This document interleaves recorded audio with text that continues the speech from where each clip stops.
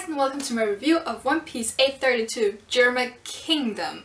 And this chapter can basically be put into two parts. We have the Straw Hat part and we have the Sanji Vinsmoke thing part. So let's start with the happenings in the Seducing Woods. And basically we start off with Nami, Chopper and Carrot being chased around by the rabbit thing, which Carrot kindly points out to us and confirms for all of us that this rabbit is indeed not a mink, which is quite interesting. I think this might be the first time we've seen a living animal that's not a mink and not infused with devil fruit power, because I don't think it's a devil fruit. I think this might be the work of Big Mom's devil fruit. So not the rabbit doesn't have a devil fruit, but it is infused with the powers of devil fruit via Big Mom's devil fruit, if that makes any sense. But of course the white rabbit is a reference to Alice in Wonderland, which is the theme that we are seeing in Whole Cake Island.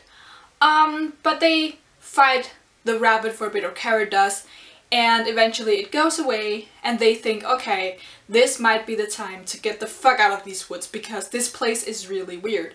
So they go to where Luffy is and takes Luffy with them, and then they try to escape. Except that every time they try to escape, they end up back with the apple juice guy, which of course they find really weird because they are trying to cross the bridge, which would get them to the shore where the Sunny is. And this part where they keep trying to cross the bridge and go to the Sunny is a long... It's a few panels too long for my taste. I don't know, when they got to the apple juice guy for the third time, I was just ready to move on.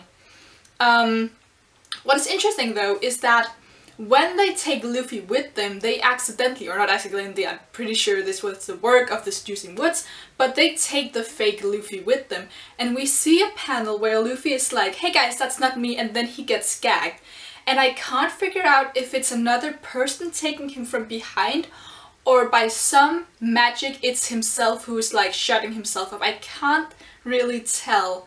I mean, someone could be moving his arms, like not in a Doflamingo-esque way, but like Roots could be curling up in his arms and doing that, or someone could just take him from behind and make him shut up, because that's the last time we see Luffy in this chapter, when he's gagged and they go away from him and leave him alone. But yeah, this fake Luffy then reveals himself or herself to be the, was it 8th? Yes, the 8th daughter of Charlotte Linlin Brûlé, and she is creepy as hell. Like, she's long with these long nails and she looks like a witch with a really big ugly nose that I'm pretty sure is red, and she has this scar across her face. She kind of looks like a female, very tall version of how I expect Tyrion to look in the Game of Thrones books. And that's how she looks. She's just really ugly. I'm not even gonna. And apparently she has this urge to slice up pretty things, so she's gonna take Nami and Carrot down. I mean, they're not gonna die, but they're in a pretty bad situation because she's got Nami, Luffy isn't there, and Carrot and Chopper are just kind of... What can they do when when Nami is taken hostage? So yeah, we then go to the Germa part of the story, which by far was the best part of this chapter. I have been wanting more Sanji and more Vinsmoke reveals ever since we got Sanji's last name. We needed more. But we finally get it. So, we find out that even though the Germa or the Vinsmokes don't actually have a land to rule over, their country or nation is a moving fortress. So all of these Dendamushi are like part of a puzzle. So when they all get together, they form this really big fortress land kind of thing. So the castle that we saw on top of the Dendamushi, which Reiju and Yonji was on top of, that was just part of this structure. And we also see that their flag is a very standard Nordic flag with the cross, and then it has the double six. So I'm kind of interested in seeing what colors this flag is gonna be. Like, is this gonna be a reference to one of the Nordic countries? So like Denmark, Sweden, Norway, Finland, something else of that sort with the cross, or are they gonna have completely different colors? I mean, it would make sense for them to be like blue and yellow, just because that's Sanji's colors, but that would be a bit too much like Sweden, so we'll see about the colors later. But we see that all these men, they are training, and we get to learn that most of the citizens of the German kingdom, or what was it called? Yeah, the German kingdom, are male soldiers, and we also find out from Reiju that these soldiers are extremely loyal. So when, I think it was Ichiji who had like a person take a bullet for him, that was not the power of a devil fruit or something. That was just this soldier being so loyal that he was ready to die for him. And against this reminds me of Game of Thrones with the Unsullied, who are just ready to do whatever because they're halfly brainwashed to just die for their commanders. So yeah, that's not a good thing, because these soldiers are pretty brainless. Or very loyal, but why they, I don't know. But we go inside of the fortress, where we see Sanji kind of observing these people who are training, and then we see that he's talking and sitting in this room with Reiju, which, if you go see my live reaction, you'll see how much I freaked out about that, because that was the one interaction that I really wanted, because that kind of sets the standard for Sanji's like tolerance towards women and his tolerance towards his family. And we see from the get-go, he has no love for Reiju. He's just like, when the hell are you leaving? Just, I don't care about you. It was, you'd think that he'd be somewhat acceptable towards Reiju just because, like, she's his sister. But no, he's stone cold. He doesn't give a fuck about her. Like, he does his hard eyes woman thing when the maids go in, but nothing with Reiju. Of course, they are related, but still, he's not even kind to her. And Sanji's a very kind person, as Nami so elegantly pointed out a few chapters ago. But yeah, Sanji talks a lot of crap about his family, and he's like, I left you a long time ago, I told you I don't want anything to do with you, and what is wrong with you? Look at this fucking picture you have of our father who's just dethroning a lot of kings. At first I thought this was just a portrait of, like, their ancestor who took over the North Blue, but that guy looks exactly like Papa Vinsmoke's design, so I'm guessing that it's just him in the position that he wants to be in, because Reiju says that his ultimate goal is to take over the North again, which would then make them extremely powerful. Like, that's not a kingdom, that's like a fourth of the world that he wants to take over. That is insane. Do you know how much power that is? That's literally, that would be like controlling the United Kingdom plus more. Like, the United Kingdom when they had a lot of colonies. That's what it is. But Reiju and Sanji, they talk a little bit back and forth, and they start talking about pudding, and Sanji's very much against marrying pudding still. Reiju makes a comment about how pudding's a really sweet girl, which again makes me kind of not trust pudding, because Reiju obviously can't be trusted. Like, she's a Vinsmoke. I don't trust Reiju for a second. And if she's like, well, pudding's really cute, then I don't trust pudding either. That's just how it is. And I find it really interesting that Sanji doesn't refer to pudding as by her name. He refers to pudding as that girl, which again, this is a woman. Sanji, like, of course Sanji has repeatedly just refused to marry this girl, but he's not even referring to her by her name. Like, he's just extra cold towards this entire situation, and I love it. I love it, because I really want Sanji to let go, not entirely, but let go of most of his the woman thing he has going on, because I want him to be able to at least fight women if his life depends on it. I don't want a repeat of the Khalifa fight where he just kind of let himself get beat because he couldn't fight her. Their conversation also reveals that Sanji most likely did meet with Pudding, because Reiju does say that, isn't she cute? Like, Sanji has met her, so even though I thought that Pudding might not have met him and just like described his wanted poster, and I think a lot of other people theorize on that too, that might not be the case, because it seems like Sanji has met her and rejected her. But then we go to the most interesting thing of this chapter, and that is Papa Vinsmoke, who enters the room and damn! Damn! Oh my god, go watch my live reaction. I was so excited about this part. But Papa Vinsmoke comes through the door, and his name is Judge or something. I'm just gonna call him Papa Vinsmoke for now, because that makes sense in my head. But let's talk about his design for a bit. He's really tall. Like, he is twice as tall as Sanji, and Sanji's like the size of his leg. Like, what the hell? All of his children are normal size. Like, they are about how tall is Sanji? Like 190 centimeters or something? Normal sized humans. And this dude is just like 3 meters tall. On top of being really tall, this dude also has like a helmet that covers up his curly eyebrows. Like, he must have curly eyebrows. I don't think that they got their curly eyebrows from their mother, because it seems like their curly eyebrows might be like the Vinsmoke trait.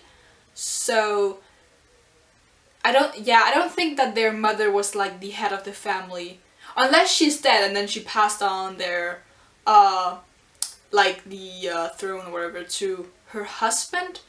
Yeah, I don't think so. But he has the helmet, and he has a weird spiky mustache. What the hell is wrong with the mustache? Why would you? No, just no. And yeah, he has the like kind of formal uniform that the Vinsmokes have, with the double six on his, what is it, the stomach, the legs, I forgot.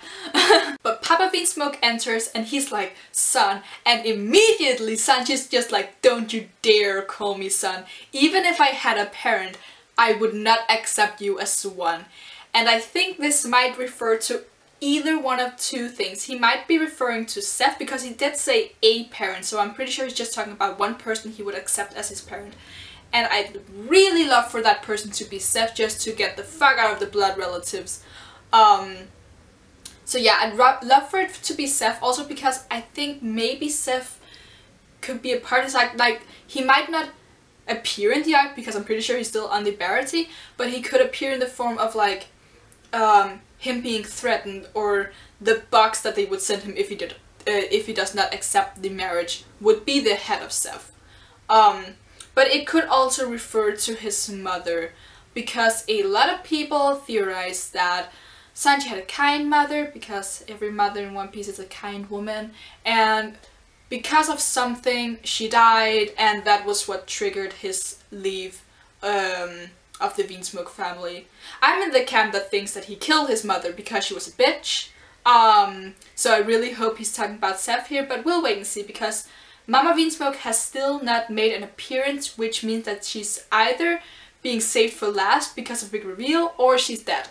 Like, it's either one of those two, or she's at the Reverie. I mean, who knows?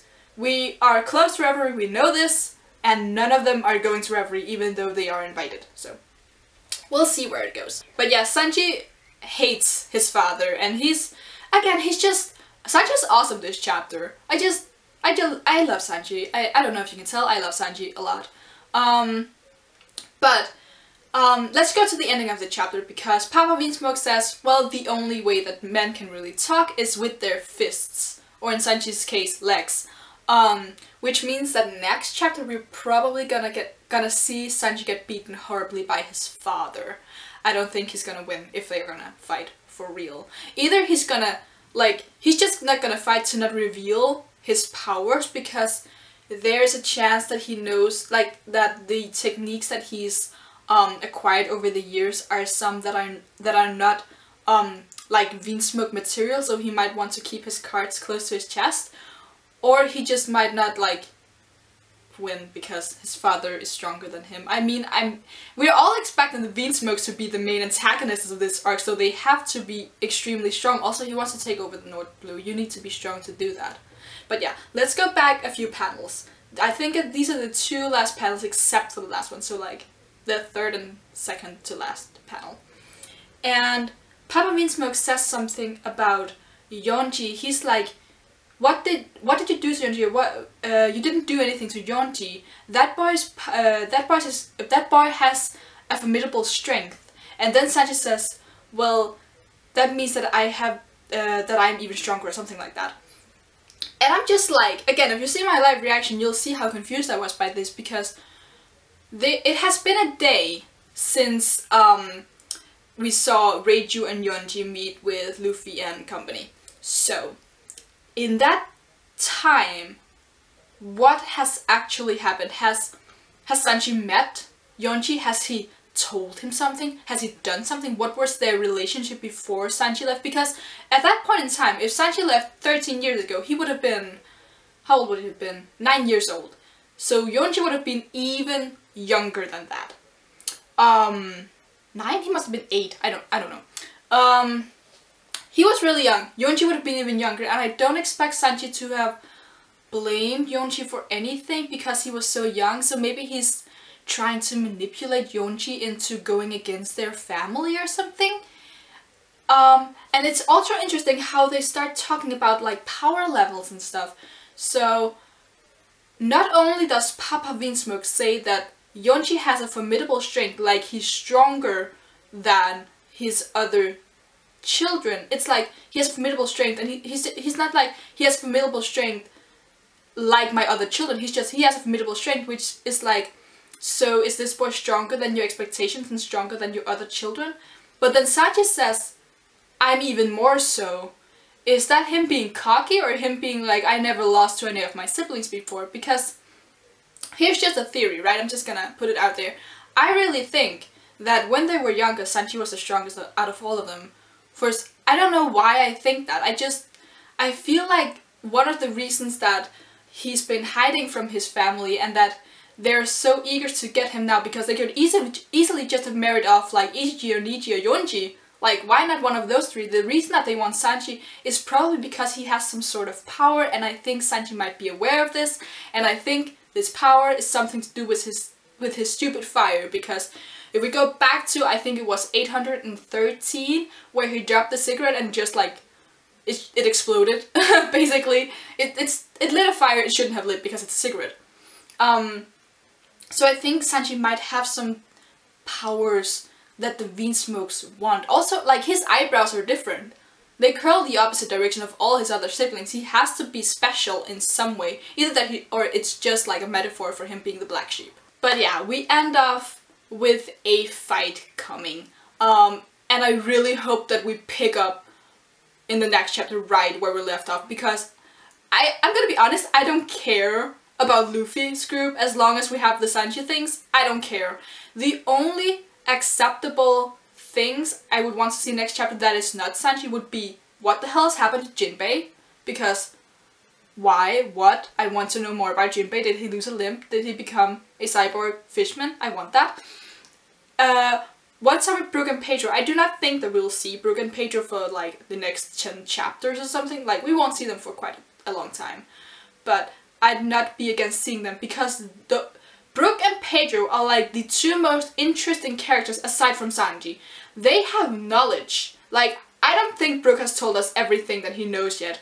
Pedro is still hiding stuff. I do not think that he said everything that he had to say those 2 chapters ago. I think he's still hiding something, and I think that Oda very smartly put Brook and Pedro together and separated them from the group because he wanted to reveal whatever knowledge they had later. I would not be against seeing them again, but I don't think it would happen. So please, Oda, give us Sanji next chapter. I want it. Please, please. And what is up with Yeonji? But yeah, that was kind of all I had to say, and I think I talked for quite some time today. But if you liked anything that I had to say, please give a thumbs up and leave in the comments below what you thought of the chapter, what you thought of Papa Vinsmoke, and just in general, what do you think of the German Kingdom? I am really interested in starting a discussion, and yeah, what do you think of the chapter? Please let me know. I enjoy reading all of your comments. And yeah, subscribe to me if you want to see more of me. I also do reviews of Haikyuu and Shokugeki no Soma, and the Shokugeki no Soma review will be up in an hour or something. So yeah, subscribe to me to see that, and bye!